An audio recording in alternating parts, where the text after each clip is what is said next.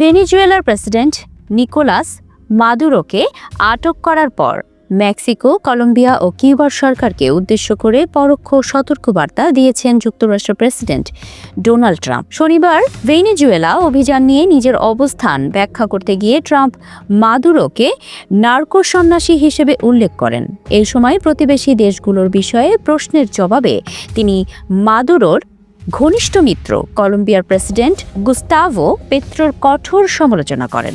Trump দাবি করেন তার কোকেন মিল আছে, কোকেন তৈরির কারখানা আছে এবং তাকে সাবধান থাকতে হবে। কিউবা প্রসঙ্গে ট্রাম্প বলেন, দেশটি নিয়ে শেষ পর্যন্ত আমাদের কথা বলতে হবে। তিনি দাবি করেন, একটি ব্যর্থ রাষ্ট্র হিসেবে কিউবার জনগণকে সাহায্য করতে চায় ওয়াশিংটন।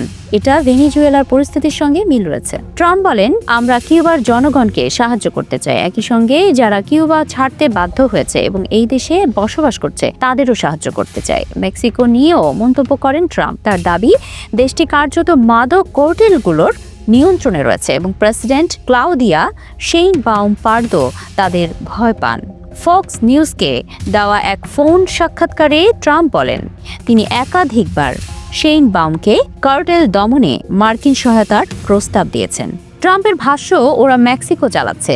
আমি তাকে বহুবার জিজ্ঞেস করেছি, আমরা কি কার্টেলগুলোকে সরিয়ে দেব? তিনি বলেছেন, না না না মিস্টার প্রেসিডেন্ট, দয়া করে না। তাই আমাদের কিছু একটা করতে হবে। এদিকে ভেনেজুয়েলায় যুক্তরাষ্ট্রের সামরিক অভিযানের পর আন্তর্জাতিক অঙ্গনে তীব্র প্রতিক্রিয়া দেখা দিয়েছে। মেক্সিকো, কিউবা ও কলম্বিয়া তিন দেশই এই অভিযানকে আন্তর্জাতিক আইনের লঙ্ঘন এবং আঞ্চলিক স্থিতিশীলতার জন্য হুমকি বলে নিন্দা জানিয়েছে। মেক্সিকোর পররাষ্ট্র মন্ত্রণালয় এক বিবৃতিতে বলেছে, এই হস্তক্ষেপ আঞ্চলিক স্থিতিশীলতাকে মারাত্মকভাবে ঝুঁকির মুখে ফেলেছে এবং লাতিন আমেরিকা ও ক্যারিবীয় অঞ্চলকে অবশ্যই শান্তির অঞ্চল হিসেবে বজায় রাখতে হবে।